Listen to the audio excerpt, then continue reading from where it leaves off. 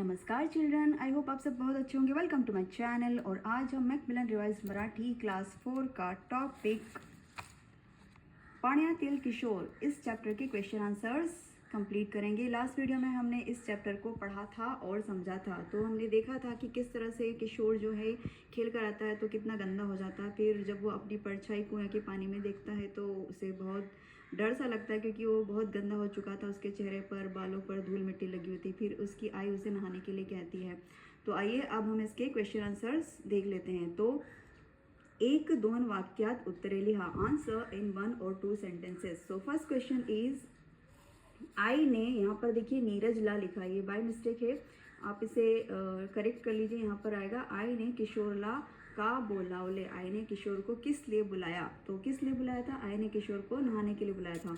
उत्तर होगा आई ने किशोरला अंघोळ करायला बोलावले होते। आई ने किशोर को नहाने या स्नान करने के लिए बुलाया था। प्रश्न नंबर 2, किशोर ने अंघोळीबाबत आईला काय सांगितले? किशोर ने नहाने के बारे में सुनकर उसकी माँ से क्या कहा? उत्तर होगा किशोर ने अंघोळीबाबत आईला सांगितले, मी खेळून आल्यावर अंघोळ करेन। तो किशोर ने अपनी आई से कहा कि आई मैं खेलकर वापस आऊँगा तब नहाऊंगा या तब स्नान करूँगा। प्रश्न नंबर 3, खेळून आल्यावर किशोर कसा दिसत होता? जब किशोर खेलकर वापस आया तो कैसा दिख रहा था? क्योंकि उसके चेहरे पर धूल मिट्टी लगी थी तो उसका चेहरा गंदा दिख रहा था। तो उत्तर होगा खेळून आल्यावर किशोर घाणेरडा दिसत होता, यानी खेल कर वापस आने के बाद किशोर जो है बहुत ही गंदा दिखाई दे रहा था। अब है समानार्थी शब्द लिहा, यानी राइट सिनोनिम्स, सेम मीनिंग्स के वर्ड्स आपको लिखने हैं। फर्स्ट इज मलिन, जिसका मतलब होता है डर्टी, गंदा, इसका सिनोनिम होगा निस्तेज। दूसरा है दमणे, यानी कि थकना, यानी कि थकणे। पानी, जिसका समानार्थी शब्द होगा जल। फिर आपको विरुद्धार्थी शब्द लिखने हैं, right antonyms. So first is संथ, तो इसका ऑपोजिट होगा भर भर। खुश, इसका ऑपोजिट होगा ना खुश। पकड़ने, इसका ऑपोजिट होगा सोड़ने, पकड़ना और छोड़ना। नाउ नेक्स्ट एक्सरसाइज इज, खाली दाखवल्याप्रमाणे वाक्य तैयार करा। Write the sentences as shown below. Okay, तो यहाँ पर जो कुछ सेंटेंसेस हैं उनके अकॉर्डिंग हमें इन सेंटेंसेस को चेंज करके फिर से लिखना है। आइए देखते हैं। पहला, चंदू झाड़ावर चढ़तो, जिसका मतलब होता है चंदू झाड़ पर चढ़ता है। तो सेंटेंस चेंज करके किस तरह से बना? चंदू झाड़ावर चढ़ला, चंदू झाड़ पर यानी पेड़ पर चढ़ा। फिर चंदू झाड़ावर चढ़ेल, चंदू झाड़ पर या पेड़ पर चढ़ेगा। तो इस तरह से हमें इन सेंटेंसेस को कंप्लीट करना। देखिए यहाँ पर पहला था यह शब्द चढ़तो, तो सेकंड सेंटेंस में पास्ट टेंस में यह चढ़ला, फिर थर्ड सेंटेंस में चेंज होकर हो गया चढ़ेल। तो इसी तरह से हमें इन सेंटेंसेस के अकॉर्डिंग चेंज करना है। तो पहला है भिंगरी गरगर फिरते। भिंगरी का मतलब होता है जो टॉप, जिसे हिंदी में कहते हैं लट्टू, जिसे घुमाते हैं ना, वो स्पिनिंग टॉप। तो भिंगरी गरगर फिरते, जिसका मतलब होता है जो टॉप है या लट्टू है वो गरगर करके फिरता है।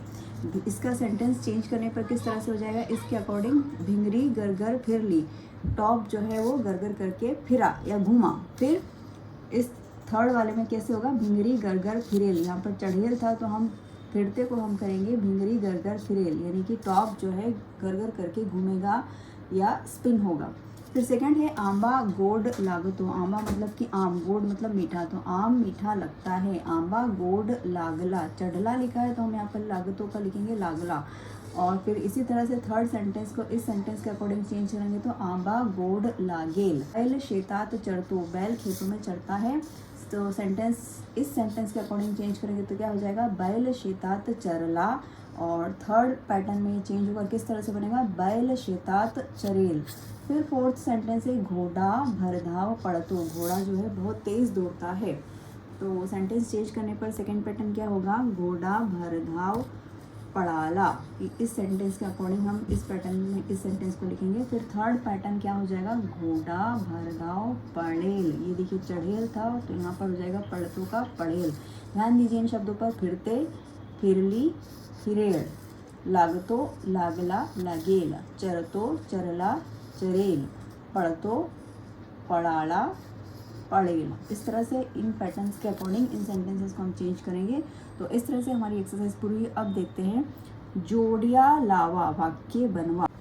जसे पाण्याचा खळखळाट ऐकू येतो, दिवस भर पावसाची रिपरिप चालू होती। तो पानी की आवाज़ कैसी आ रही है? खड़ खड़ करके। हम हिंदी में बोलते हैं पानी की आवाज़ कल कल कल कल, तो मराठी में बोलते हैं पानी की आवाज़ को खड़ खड़ खड़ खड़। तो पानी की आवाज़ खड़ खड़ करके हो रही है। और सेकेंड सेंटेंस में है कि दिवस भर पावसाची रिपरिप चालू होती। तो दिन भर बारिश की रिमझिम चालू होती है या चालू रही।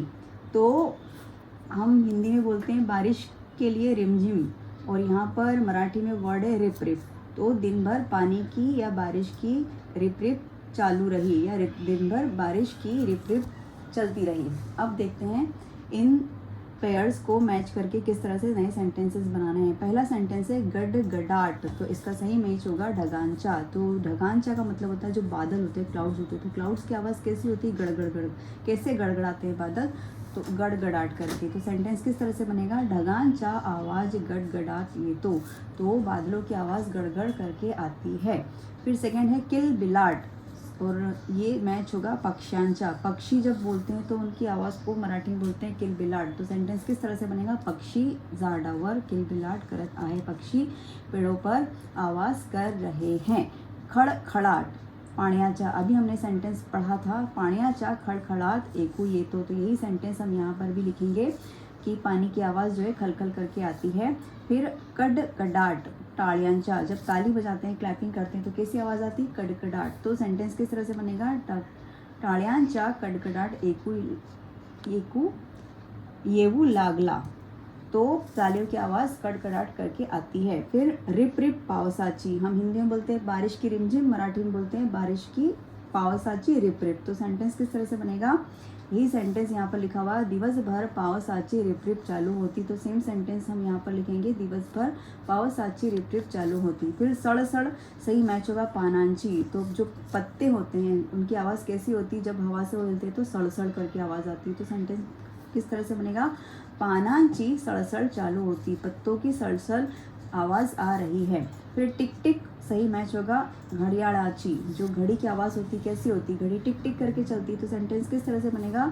घड़ियाळाची टिक टिक एकू येते, घड़ी टिक टिक करके आवाज़ करती है, घड़ी टिक टिक करके चलती। तो इस तरह से हमने एक्सरसाइज पूरी कर ली और ये चैप्टर भी पूरा कर लिया। मिलते हैं नेक्स्ट वीडियो में। Thank you for watching.